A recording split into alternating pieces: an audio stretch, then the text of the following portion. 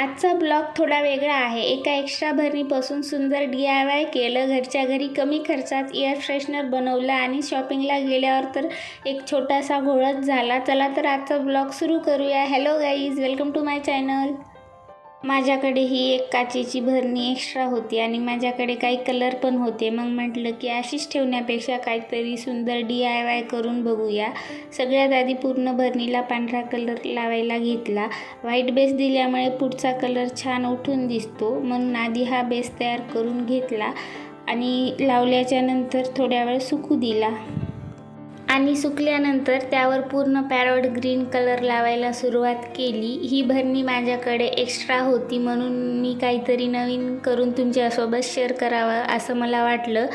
आणि हा ब्रश पण खूप छोटा होता, त्यामुळं पण खूप टाईम लागत होता. हे बघा किती छोटा आहे. थोडा मोठा साईजचा ब्रश असला ना तर खूप लवकर होत होतं. आणि हा ग्रीन कलर तुम्हाला कसा दिसत आहे? मला तर छान वाटला म्हणून मी लावला, पण तुम्ही दुसरा पण लावू शकता.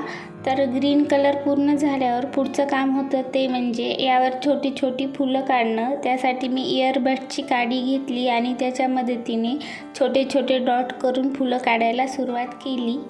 चला तर वेगवेगळे कलर वापरून पूर्ण भरणीवर अशी छोटी छोटी फुलं काढून घेतली.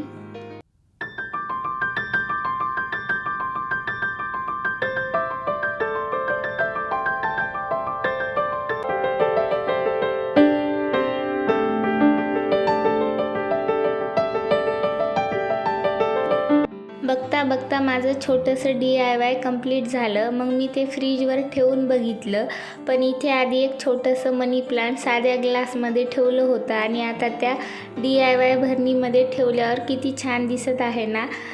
मला तर हा छोटासा DIY खूप आवडला. तुम्हाला कसा वाटला ते कमेंट करून नक्की सांगा. त्यानंतर दुपारच्या वेळेला थोडीशी भूक लागली होती, म्हणून पटकन नूडल्स बनवायला घेतले. अगोदरच सगळं कट करून रेडी होतं, फक्त फोडणी द्यायची बाकी होती. फोडणी दिली आणि फोडणीमध्ये सगळे इपी नूडल्स टाकले आणि मी यावेळेस इपी नूडल्स बनवत आहे.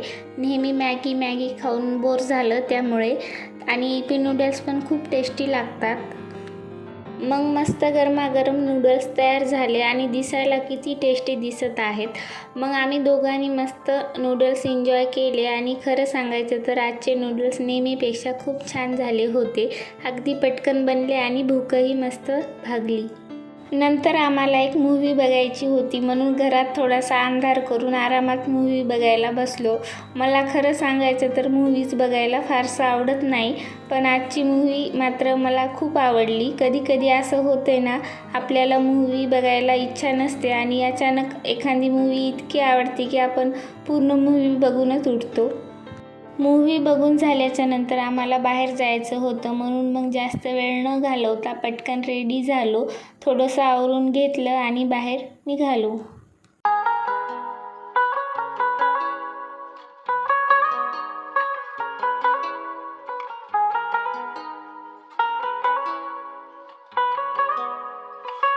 आणि आज आम्ही शॉपिंगला आलो होतो. माझी शॉपिंग तर कधीही सुरूच असते असं म्हणायला हरकत नाही. आज मला एक जीन्स बघायची होती, म्हणून एक दोन नाही तर खूप साऱ्या शॉपमध्ये जीन्स बघितल्या, पण माझ्या साईजची जीन्स काय मिळत नव्हती. शेवटी एका शॉपमध्ये माझ्या आवडीची जीन्स मिळाली आणि मला वाटलं चला आता काम झालं. तेवढ्यात नीतू म्हणले आता तुला एक टॉप पण बघ आणि जे तुला टॉप आवडलं ते घे. खरं सांगायचं तर माझा नवरा मला शॉपिंगसाठी कधीच नाही म्हणत नाही. मी काहीही आवडीचं सांगितलं की स्वतःहून घे म्हणतो, त्यामुळे मी खरंच किती लक्की आहे ना. मग आम्ही थोडेसे आणखीन टॉप बघितले आणि मला त्यामधलं एक डार्क ऑरेंज कलरचं टॉप आवडलं. मी ते घेतले आणि आम्ही शॉपच्या बाहेर आलो.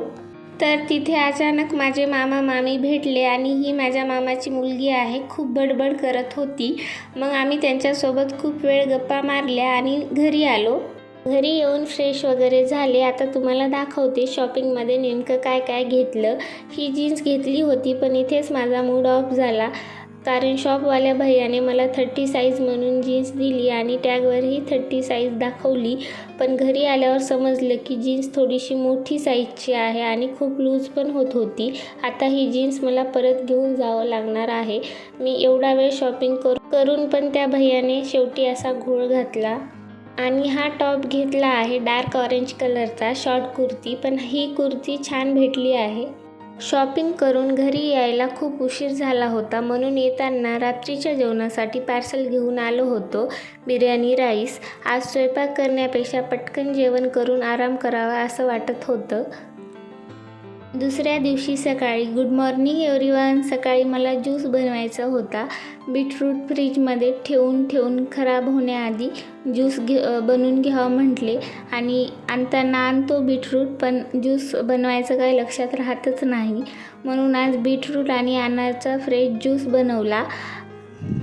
सकाळी फ्रेश ज्यूस घेतला की दिवसाची सुरुवात छान झाल्यासारखी वाटते. आणि नाश्त्यासाठी आज मटकी बनवली होती, मग मटकीचा मस्त हेल्दी नाश्ता केला आणि ज्यूस पण घेतला. त्यानंतर आता पुन्हा काहीतरी बनवत होते. तुम्हाला वाटेल की आता मी काहीतरी नवीन रेसिपी बनवत आहे, पण नाही. आज आपण बनवणार आहोत एक छोटंसं होममेड एअर फ्रेशनर. यासाठी मी माझ्याकडे उपलब्ध असलेल्या काही घरगुती वस्तू घेतल्या. यामध्ये 2 चमच मीठ घातलं, त्यात काही लवंग पण टाकल्या आणि जे आपण कपड्यांसाठी वापरतो ना फॅब्रिक कम्फर्ट, थोडंसं म्हणजे ते पण 2 चमच घातलं. फॅब्रिक कम्फर्ट टाकल्यामुळे याला छान फ्रेग्रन्स येतो आणि तयार झाल्यावर याचा स्मेल पण खूप फ्रेश वाटतो. मग हे सगळं व्यवस्थित मिक्स करून घेतलं. मिक्स करून झाल्यावर यासाठी एक छोटीशी झिपलॉक बॅग घेतली, त्यामध्ये हे मिक्सचर भरून घेतलं आणि मग एका सेफ्टी पिनच्या मदतीने बॅगला बारीक बारीक होल करून घेतले. आता ही छोटीशी बॅग म्हणजे आपला होममेड एअर फ्रेशनर तयार.